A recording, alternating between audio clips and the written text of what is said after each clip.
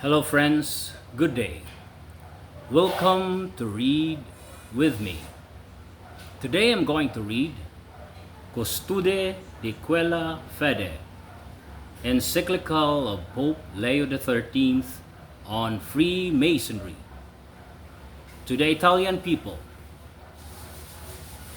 deplorable conditions in Italy. Guardians of that faith, to which the Christian nations owe their morality and civil redemption, we must dutifully discharge each one of our supreme tasks.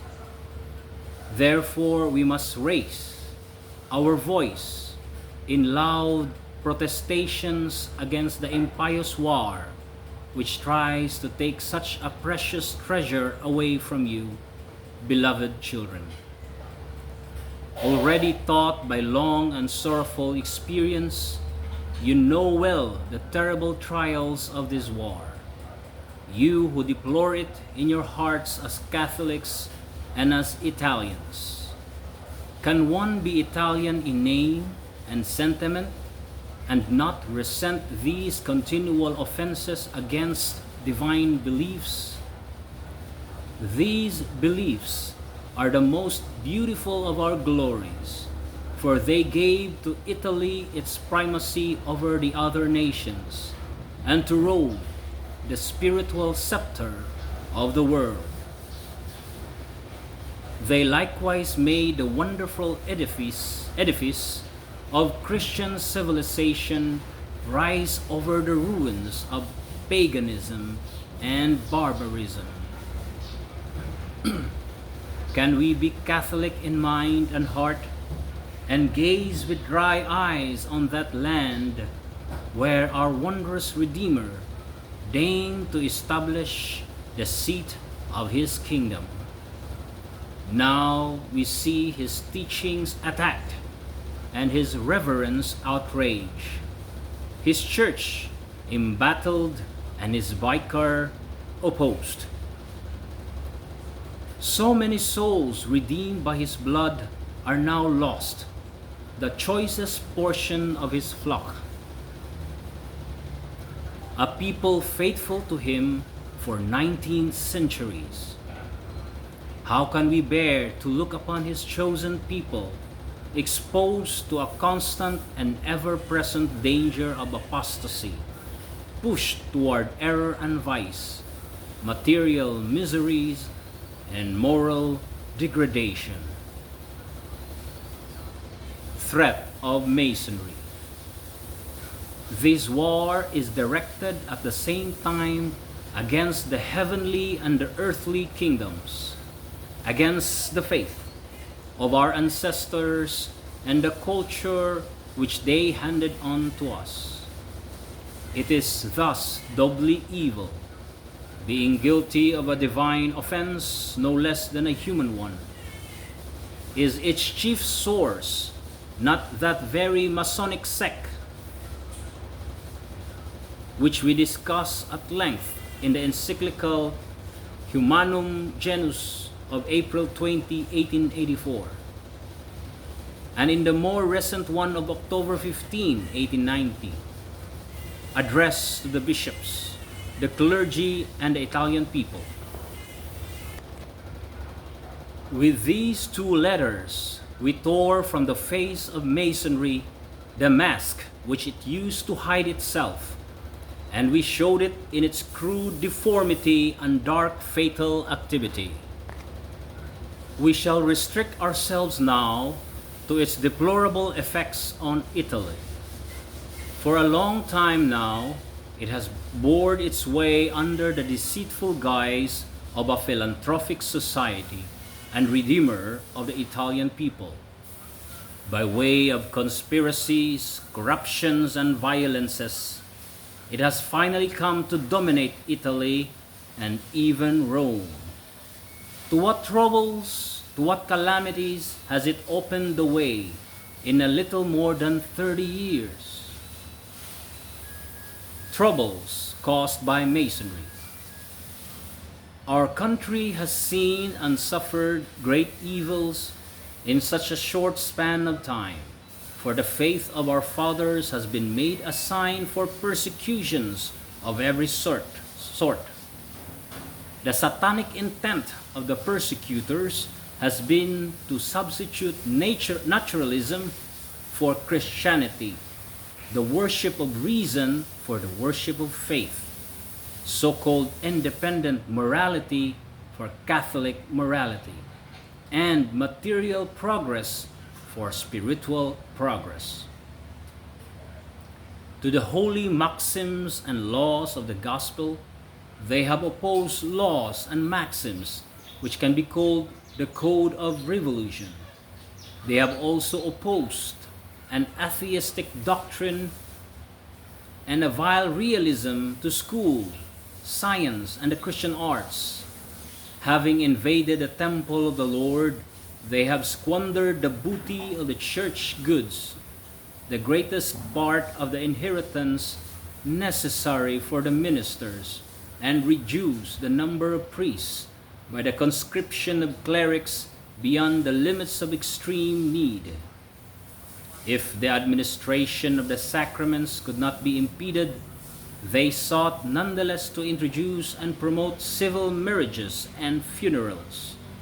If they have not yet succeeded in seizing control of education and the direction of charitable institutions, they always aim with perseverance to laicize everything, which is to remove the mark of Christianity from it. If they could not silence the voice of the Catholic press, they made every effort to discredit and revile it. Contradictions in the Masonic program. In this battle against the Catholic religion, what partiality and contradictions there are. They closed monasteries and convents, but they let multiply at will Masonic lodges and sectarian dens. They proclaimed the right of association, while the legal rights which all kinds of organizations use and abuse are denied to religious societies. They proclaim freedom of religion and reserve odious intolerance and vexations precisely for the religion of the Italians, which for that reason should be assured respect and a special protection. They made protests and great promises for the protection of the dignity and independence of the Pope, but you see their daily contempt of our person. All kinds of public shows find an open field, yet this or that Catholic demonstration is either prohibited or disturbed. They encourage schisms, apostasies, and revolts against legitimate superiors in the Church. Religious vows, and especially religious obedience, are rebuked as contrary to human dignity and freedom, while impious associations which bind their followers by wicked oaths and demand blind absolute obedience in crime are allowed to flourish with impunity. The spirit of Masonry. We do not wish to exaggerate the Masonic power by attributing to its direct and immediate action all the evils which presently preoccupy us.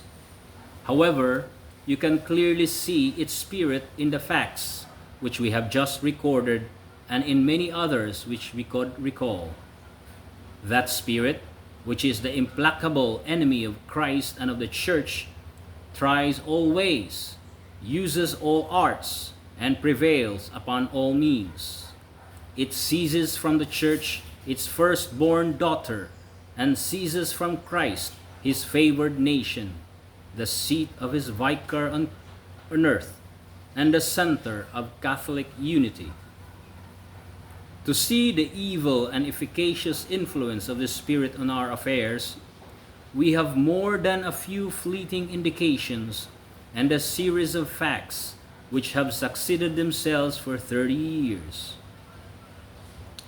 Proud of its successes, the sect herself has spoken out and told us all its past accomplishments and future goals. It regards the public powers as its instruments, winning or not, which is to say that the impious sect boasts as one of its principal works the religious persecution which has troubled and is troubling our Italy. Though often executed by other hands, this persecution is inspired and promoted by Masonry in an immediate or mediate, direct or indirect manner, by flattery or threats, seduction or revolution. Social evils of Masonry. The road is very short from religious to social ruin. The heart of man is no longer raised to heavenly hopes and loves, capable and needing the infinite. It throws itself insatiably on the goods of this earth. Inevitably, there is a perpetual struggle of avid passions to enjoy, become rich, and rise. Then we encounter a large and inexhaustible source of grudges, discords, corruptions, and crimes. In our Italy, there was no lack of moral and social disorders before the present events. But what a sorrowful spectacle we see in our days. That loving respect which forms domestic harmony is substantially diminished. Paternal authority is too often unrecognized by children and parents alike. Disagreements are frequent, divorce common. Civil discords and resentful anger between the various orders increase every day in the cities. New generations which grew up in a spirit of misunderstood freedom are unleashed in the cities. Generations which do not respect anything from above or below. The cities teem with incitements to vice, precocious crimes, and public scandals. The state should be content with the high and noble office of recognizing, protecting, and helping divine and human rights in their harmonious universality. Now, however, the state believes itself almost a judge and disowns these rights or restricts them at will. Finally, the general social order is undermined and its foundations, books and journals, schools and universities, clubs and theaters, monuments and political discourse, photographs and the fine arts, everything conspires to pervert minds and corrupt hearts. Meanwhile, the oppressed and suffering people tremble and the anarchic sects arouse themselves. The working classes raise their heads and go to swell the ranks of socialism, communism, and anarchy. Characters exhaust themselves, and many souls, no longer knowing how to suffer nobly, nor how to redeem themselves manfully, take their lives with cowardly suicide. Such are the fruits which the Masonic sect has borne to us Italians, and after that it yearns to come before you, extolling its merits towards Italy. It likewise yearns to give us and all those who, heeding our words, remain faithful to Jesus Christ, the calumnious title of enemies of the state. The facts reveal the merits of this guilty sect toward our peninsula, merits which bear repeating. The facts say that Masonic patriotism is no less than sectarian egotism, which yearns to dominate everything, particularly the modern states, which unite and concentrate everything in their hands. The facts say that in the plans of Masonry, the names of political independence, equality, civilization, and progress aim to facilitate the independence of man from God in our country. From them, license of error and vice and union of faction at the expense of other citizens have grown. The easy and delicious enjoyment of life by the world's fortunate is nurtured in the same source. A people redeemed by divine blood have thus returned to divisions, corruptions, and the shames of paganism. Evil nature of Masonry.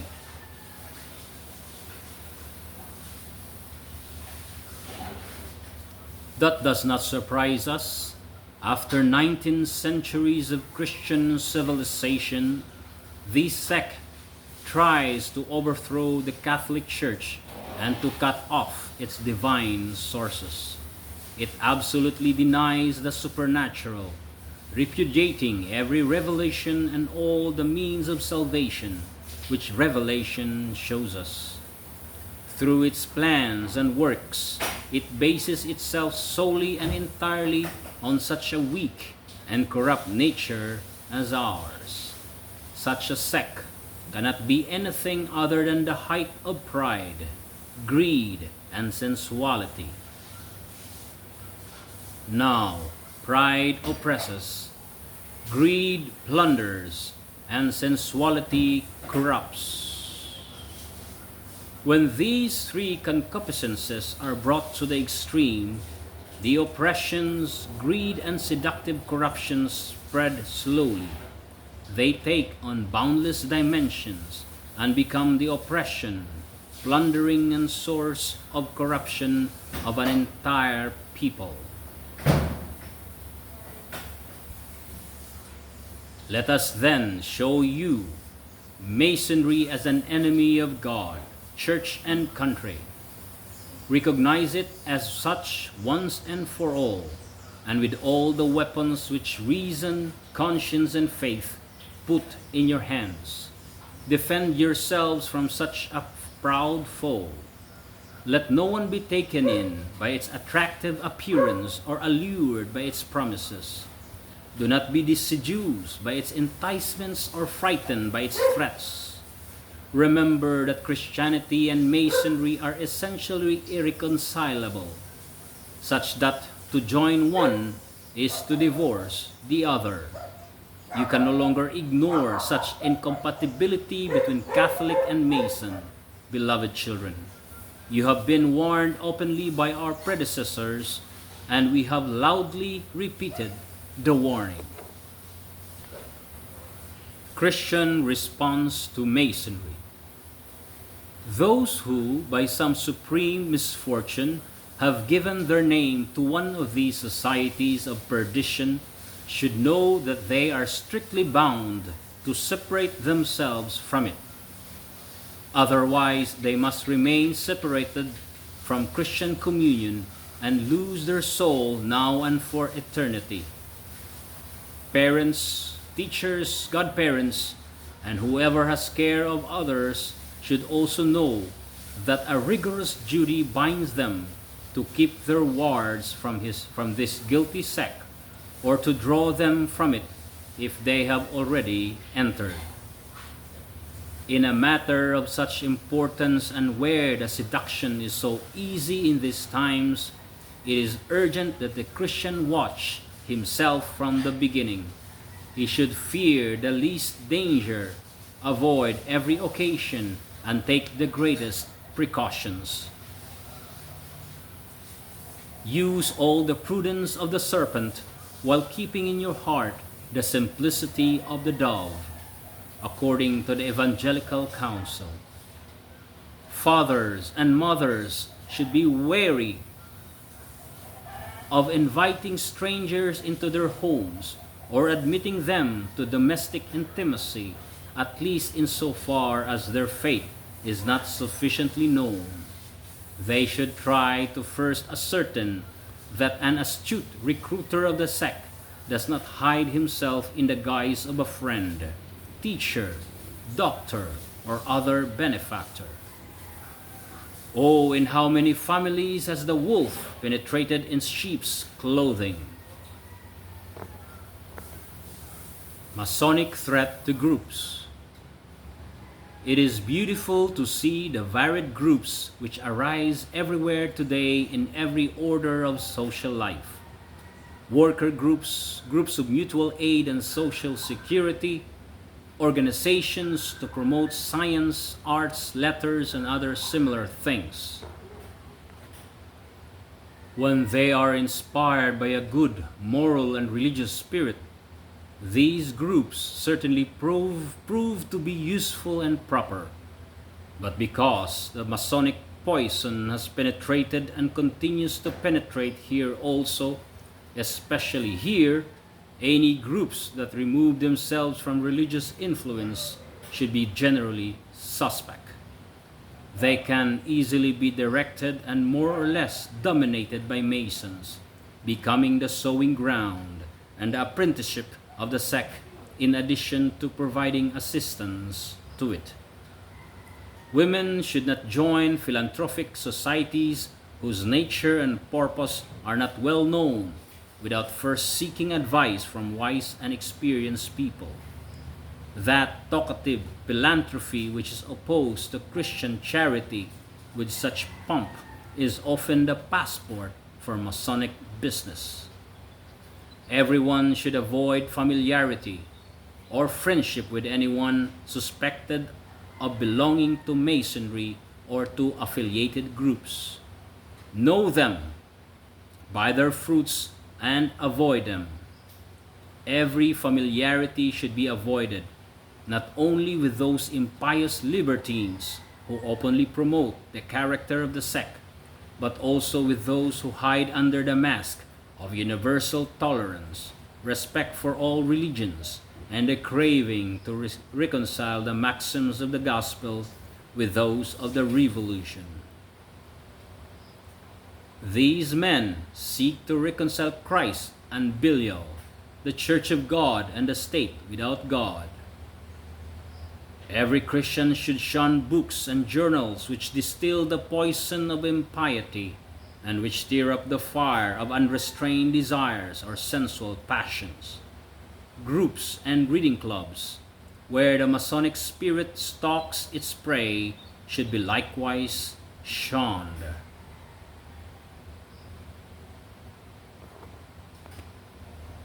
The offensive against Masonry. In addition, since we are dealing with a sect which has pervaded everything, it is not enough to remain on the defensive. We must courageously go out into the battlefield and confront it. That is what you will do, beloved children, opposing press to press, school to school, organization to organization, Congress to Congress, action to action. Masonry has taken control of the public schools, leaving private schools, paternal schools, and those directed by zealous ecclesiastics and religious of both sexes to compete in the education of Christian youth. Christian parents especially should not entrust the education of their children to uncertain schools. Masonry has confiscated the inheritance of public charity. Fill the void then with the treasure of private relief. It has placed pious works in the hands of its followers, so you should entrust those that depend on you to Catholic institutions. It opens and maintains houses of vice, leaving you to do what is possible to open and maintain shelters for honesty in danger. An anti-Christian press in religious and secular matters militates at its expense, so that your effort and money are required by the Catholic press. Masonry established societies of mutual help and credit unions for its partisans. You should do the same not only for your brothers but for all the indigent. This will show that true and sincere charity is the daughter of the one who makes the sun to rise and the rain to fall on the just man and sinner alike. May this struggle between good and evil extend to everything, and may good prevail. Masonry holds frequent meetings to plan new ways to combat the Church, and you should hold them frequently to better agree on the means and order of defense. It multiplies its lodges so that you should multiply Catholic clubs and parochial groups, promote charitable associations and prayer organizations, and maintain and increase the splendor of the temple of God.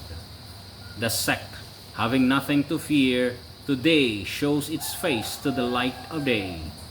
You Italian Catholics should also make open profession of your faith and follow the example of your glorious ancestors who confessed their faith bravely before tyrants, torture, and death. What more? Does the sect try to enslave the Church and to put it at the feet of the state as a humble servant? You must then demand and claim for it the freedom and independence due it before the law. Does Masonry seek to tear apart Catholic unity, sowing discord even in the clergy itself, arousing quarrels, fomenting strife, and inciting insubordination, revolt, and schism? By tightening the sacred bond of charity and obedience, you can thwart its plans, bring to naught its efforts, and disappoint its hopes. Be all of one heart and one mind, like the first Christians, gathered around the See of Peter, and united to your pastors, protect the supreme interests of Church and Papacy, which are just as much the supreme interest of Italy and of all the Christian world.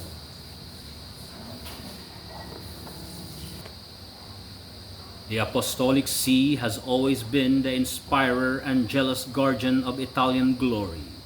Therefore, be Italians and Catholics, free and non-sectarian, faithful to the nation as well as to Christ and his visible vicar.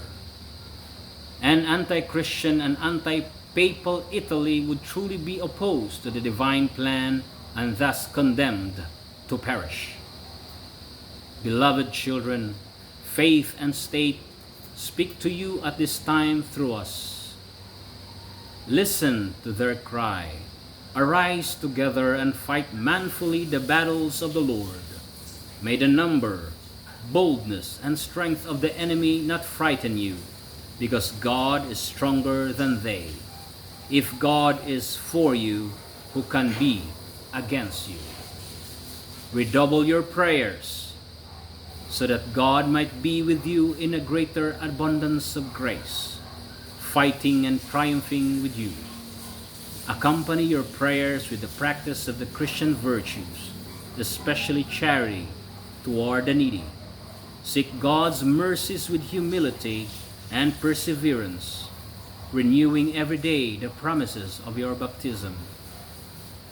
As a pledge of these things and as a sign of our paternal love, we bestow on you our apostolic blessing, beloved children, given in Rome at St. Peter's, the 8th day of December, 1892, in the 15th year of our pontificate, Leo the 13th.